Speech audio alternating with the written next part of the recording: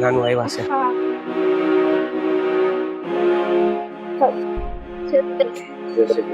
પણ આજે કેટલા દી થયા તમે પાછા આવી ગયા? બેટા મેં સમજાવ્યા પણ હવે નાનું ને એવું કેવું છે કે યાદ રહેવું છે તમારે? અરે મને મારા ઘરે આવીને બધી વાત કરી કે જુદા થવાની વાત કરે છે, જુદા કરવાની. તો મેં કીધું હાલ ભાઈ હું તારા ઘરે આવું છું, તારા ઘરે આવીને તારા બાપુને સમજાવ. ના ના ના ના તમે નો સમજાવતા તો આજે નક્કી છે આવ્યા ને નાના અહીંયા હવે આપણે થેલા પેક કરી લઈએ. હાલો મેં કીધું નાનું એવું કીધું કે હું તારા બાબુને સમજાવાય. નથી સમજાવે એમ તો કહું છું. એમની પાસે જાઓ ને તો મોટી બબાલ થાય એની કરતા તમારે અમાર વગર રહી શકાય એમ નથી તો પછી અમે તમારી ભેરકા આવી જાય. બીજું તમે હાલો ને હું તમને બધી ખબર છે કોઈ લોહી ઉકાળા તરત આ શું નહોતા માનતા તમે? અંતે છેલ્લે તમે ઘરે જ આવ્યા. જોયું ને આ હું કહે છે, જોયું ને? હું વર્ષોથી બધું જોતો જ આવું છું એટલે આ વાતનો ફેસલો કરવા આજે તારી હારી હું કામ મારે આવવું પડ્યું. એટલે જ કે ભાઈ છેલ્લી વાર હું તારી હાવુને રિક્વેસ્ટ કરી દઉં છું કે ભાઈ હવે હું છે ને મહેરબાની કરીને ક્યારેય તમારા ઘરે નહીં આવું, મારા ભાણિયાને તમારા ઘરથી અલગ નહીં કરતા. એટલે તમે ઈ માટે આવ્યા છો એ કેવા?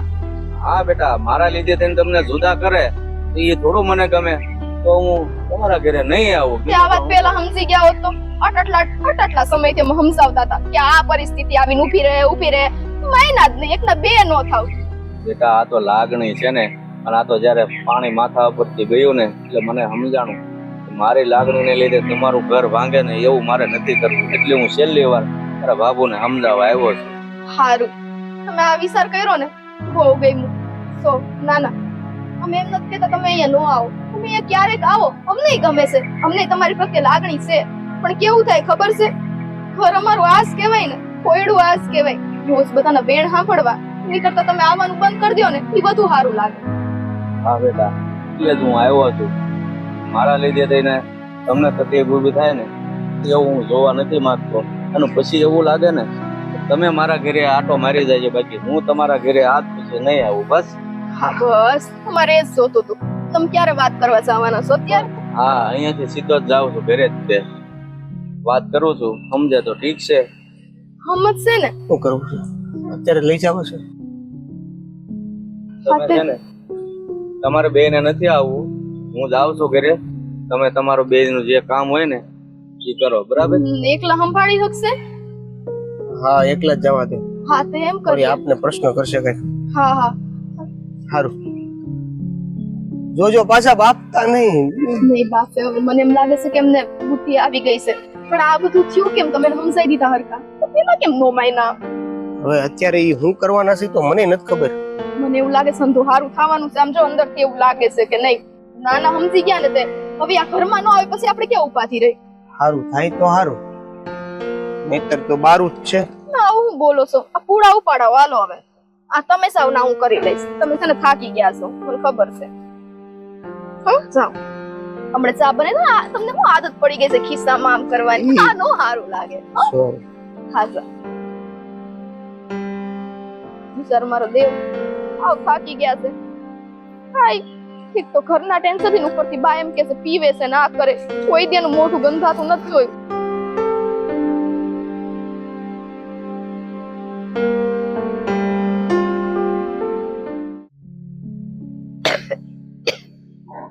આજે પાછો અડુસો લેવા જવું પડશે. હા એક તો ઉધરવ મટતી નથી ને કોણ જાણે.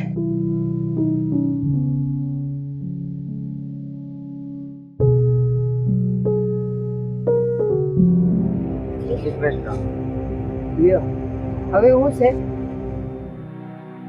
હવે કાંઈ નથી. મેં વાત સાંભળી છે કે હું તમારા ઘરે વારંવાર આવું છું, એના લીધે તમે મારા ભાણિયાને અલગ કરવા માંગો છો. તો હું તમને વિનંતી કરવા આવ્યો છું કે હવે હું તમારા ઘરે નહીં આવું. બસ એકવાર મને ભાણિયાને મળવા દો. તમને ન ગમતું હોય તો હવે હું નહીં આવું. પણ આવી વિનંતીઓ કરવી પડે એના કરતા આવો જ નહીં તો પહેલેથી ખબર પડી જવી જોઈએ કે રોજ ઉઠીને ભાણિયા ત્યાં જઈએ ને તો ઘરના કોઈને ન ગમે. હા પણ મારો ભાણિયો મારા ઘરે આવ્યો હતો એ 2 જણા કે મને સમજાવવા કે નાના તમે અમારા ઘરે આવો છો ને એના લીધે થઈને અમારે જુદું થવું પડે એમ છે. તો મેં કીધું બેટા હવે એકવાર છેલ્લી વાર મને તારા ઘરે આવવા દે, પછી હું નહીં આવું. લ્યો તો પણ જુદા જ થવાનું કે ને. આ રોજ ઉઠીને મારે તમારા મોઢા જોવાના, ભાણિયાને લુગડા નથી દેતા, ભાણિયાને ખાવા નથી દેતા, ભાણિયાને આમ નથી રાખતા, એ બધું સાંભળીને મારા કાન પાકી ગયા છે. આટલું તમારા ભાણિયાને રાખવા પછી એ જો મારે સાંભળવાનું છે તો એના કરતા તો એ જુદા હારા. એ પછી જેમ ફોડવું હોય એમ ફોડે અને તમારે રોજ આવે ને તો ત્યાં પડ્યા રહેવાનું. મારા ભાણીએ મને કીધું કે મને તો મારા બાબુ છે ને એ બહુ સારી રીતે રાખે છે, તમે હું કામ ઉપાધિ કરીને વારા ઘણીએ અમારા ઘરે આવો છો? મારો જીવ ન રહે ને એટલે હું આવતો હતો, પણ જ્યારે આ જુદા થવાની વાત આવી ને એટલે મેં નક્કી કરી લીધું કે એકવાર મને આવવા દે, પછી હું તારા ઘરે ક્યારેય નહીં આવું. હું કહેતી હતી એ તમારા મગજમાં નહોતું ઉતરતું કે તમારા ભાણિયાને ખાવા દઈશી, ચા પાણી દઈશી, નાસ્તો દઈશી, રાતે જમાડું છું, આનાથી વધારે હું કરું અને તોય તમે માન્યા નહીં. તો હવે આ તમારા ભાણિયાને જુદા થવાનો વખત આવ્યો તમારે લીધે. હા પણ એટલે જ તો હું કહું છું કે હવે હું તમારા ઘરે નહીં આવું. બસ મારા ભાણિયાને હવે અહીંથી જઈ તમારા ઘરે જઈને છેલ્લી વાર મળી લઉં, પછી હું આજ પછી ક્યારેય તમારા ઘરમાં પગ નહીં મૂકું. આ જો ન આવવાના હોય ને તો હું ભાણિયા જુદો નહીં કરું. જો આજે મળ્યા પછી પાછા તમે અહીં આવ્યા ને એ દિવસે એના બિસ્તરા પોટલા હું બહાર ફેંકી દઈશ. એને કહીશ કે જા જ્યાં રહેવું હોય ત્યાં રહે ને તાર નાના ને કે તને રોજ મળવા આવ્યા કરે. હા ના, મારા લીધે થઈને એને આવું બધું ઊભું થાય દુઃખ એ મારે નથી જોવું. બસ આ છેલ્લી વાર એને મળવા ઘરે જ આવું, પછી હું ક્યારેય નહીં આવું. બસ માણા પહેલેથી સમજી જાય ને તો આ દાડો જોવાનો ન આવે, બધા એની માફી માંગવાનો ને વિનંતી કરવાનો ને એ બધું ન આવે. સમજી જતા હો તો આ ધોળા ત્યાં પણ દિમાગ ન આવ્યું.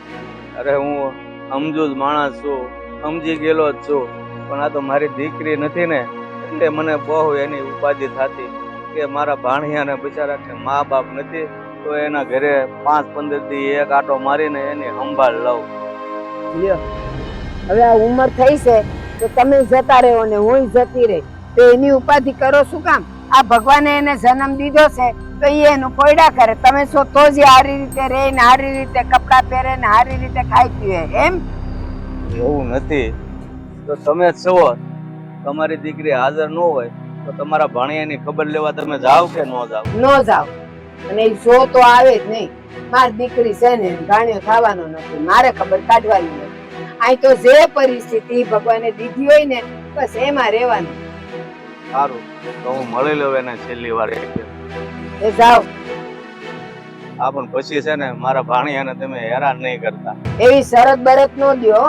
અને હજી એકવાર કહી દઉં છું આ ભાણિયાને મળવું હોય ને તો મળી લ્યો, પણ પછી રોજ ઉઠીને કપડા નથી હારા પહેરતો ને લુગડા હારા નથી પહેરતો ને એના કપડા ધોવાતા નથી ને ખાતો નથી ને એ બધી ફરિયાદ મને નહીં કરવાની. તો નહીં તો પછી લેતા જ જાઓ દેવજન ને માર ન જોતા ઈ રાંધીને ખવડાવશે તમને. હા ભાઈ, એ હંધી ઉપાધિ હું હવે મેલી દઈશ, કારણ કે એ તમારું જ લોહી છે.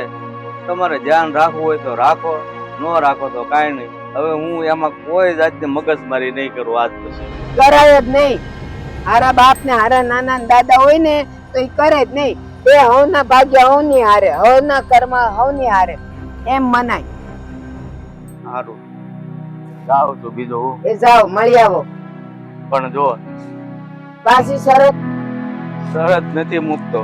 મારા ગયા પછી બને ત્યાં સુધી મારા ભાણિયાને હેરાન નહીં કરતા. બીજું હું બે ગોળ મારવાની છું એને. લ્યો હું કરી લેવો. જાઓ હવે.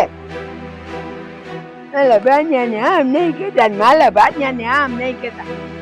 આવ કેવા છો તમે.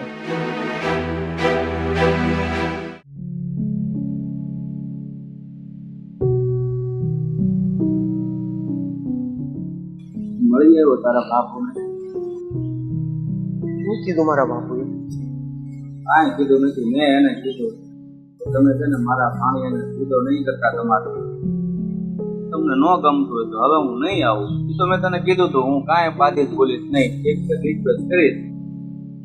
બસ સમજે તો ઠીક છે. તો બાપુ કઈ ન બોલે? હા એને કીધું તમે હું આવો તો અમને કાંઈ વાંધો નથી, તો અમે જુદા નહીં કરીએ. સારું થયું માની જા ને. હા માની ગયા. હા બસ આ બીજું કઈ નો થયું ને એ ઘણું. તો નાનું ખોટું ન લગાડતા, પણ મારું ઘર બસી ગયું આ તમારા લીધે. આભાર તમારો. એમાં આભાર છે. હું થોડું તારું ઘર ભંગાય એવા ધંધા કરું. આ તો એક લાગણી હતી ને એટલે હું આવતો હતો. હતી એટલે હવે નહીં રહી. બેટા એવું નથી, મારી વાત તો પૂરી સાંભળ. મને લાગણી હતી ને એટલે હું આવતો હતો.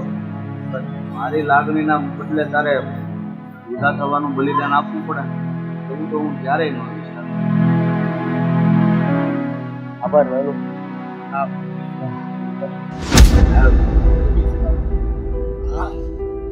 બાબુ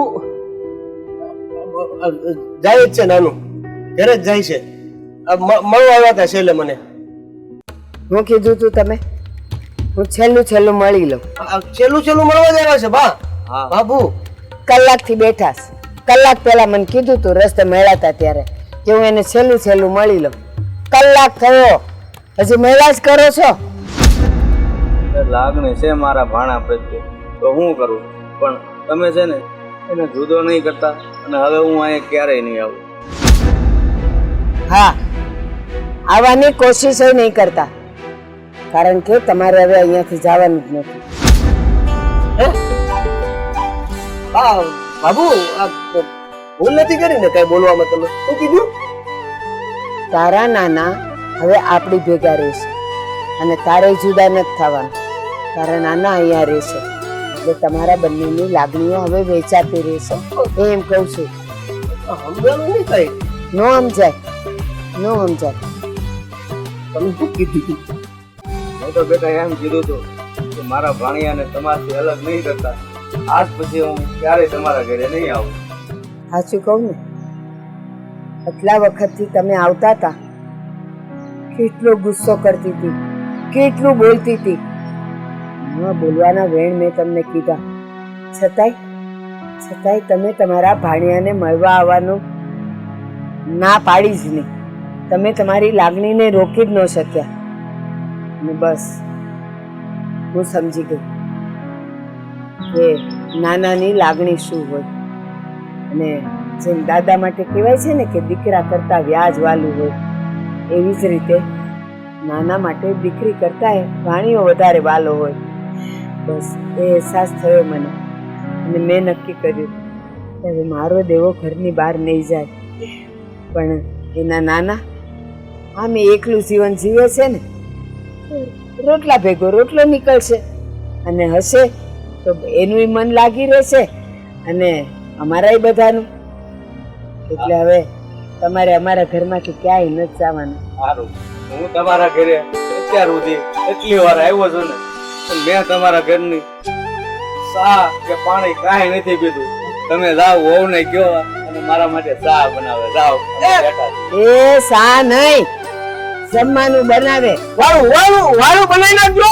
એ હા, અને પેલા સા આપણે બધાય પી અને પછી આપણે ભેગા મળીને વાળું કરીએ. અને તમને રોટલા ને આખા રીંગણા શાક ભાવશે ને? મને તો બહુ ભાવે, પણ કોણ બનાવી? માંડવી આખી કે ભૂકો? બસ હવે દોઢ ડાયો થતો. માંડવી આખી ભૂકો, નાનું હવે સેવાજી અને દાંત. એ તો અમારે કરવું જ ને, તો આખા રીંગણાનું શાક ને રોટલા બનશે પેલા ચા અને સા ચા બનાવી નાખજે નાનું માટે.